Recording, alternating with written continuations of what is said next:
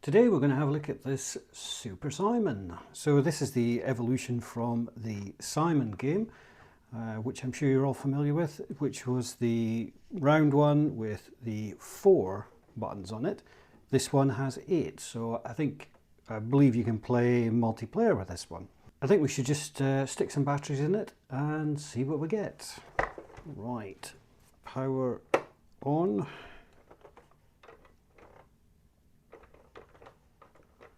Okay, so this one is that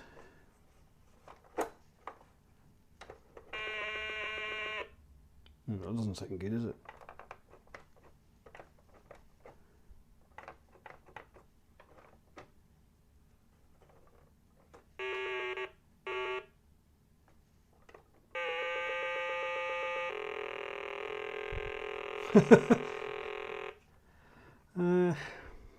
Don't think that's right. Well, that button is not pushing.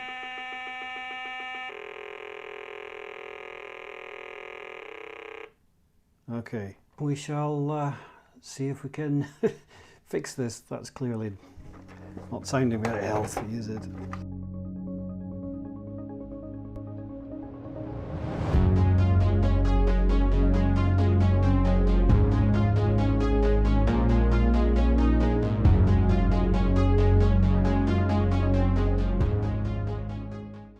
Quite dusty.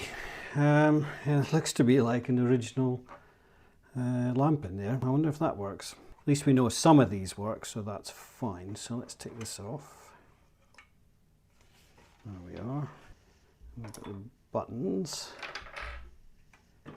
So it looks like there's only a few chips in this. So as is usual with things from this vintage, you usually have one chip that does pretty much everything, and then 2 support chips.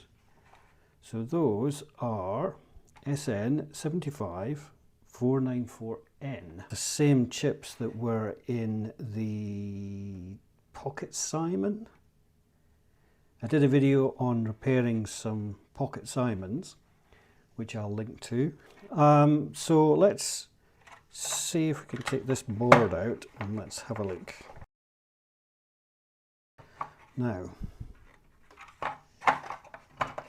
we're going to have to remove one or both of these, I think, in order to get underneath the board.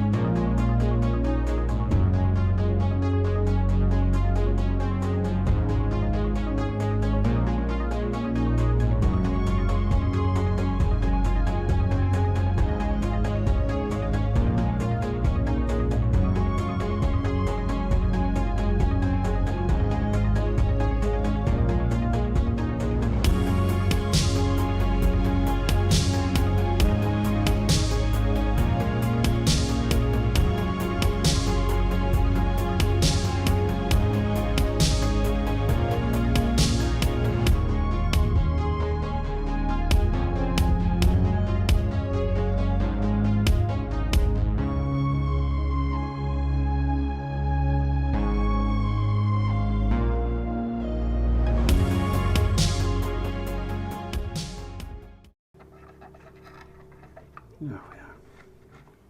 It's a bit better. Let's have a look.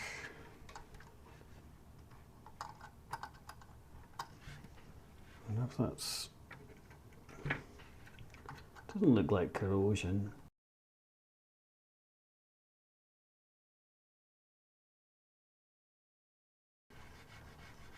That's a lot better.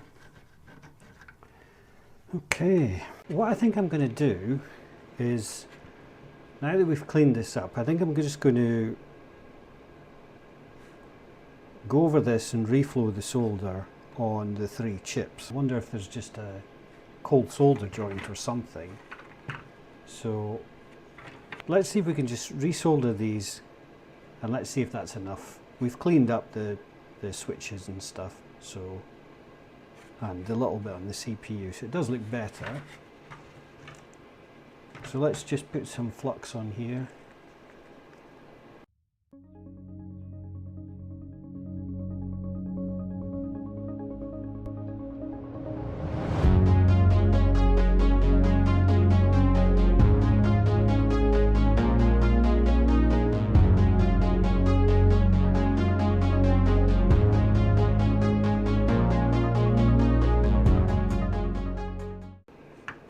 think what I might also do is reflow all the switches here.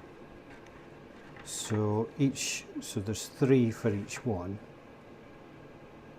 I think that would be a good plan as well.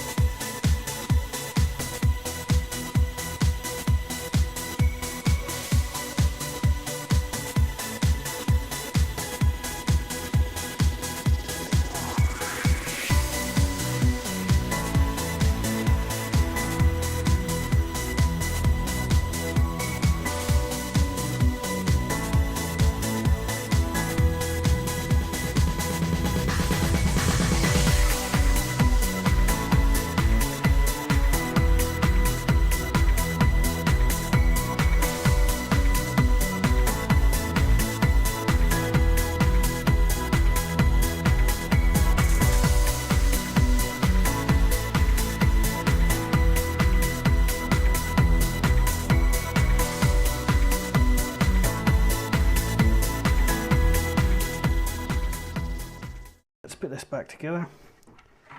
Let's see how it goes. There is, looking at the chips themselves, it does look like there's a little bit of corrosion on them. So, and the switches as well. So potentially it's been in a damp environment, maybe a loft or an attic. Right, let's put these back on.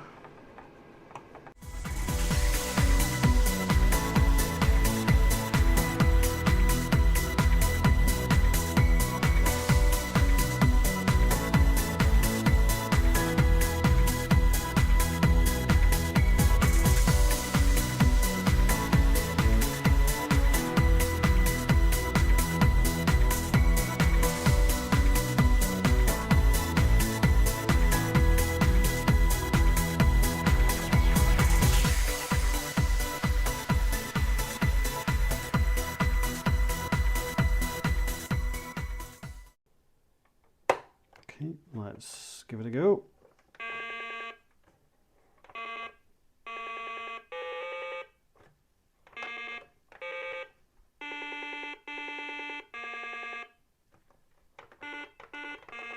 So I think with this one, it seems like it's mostly working.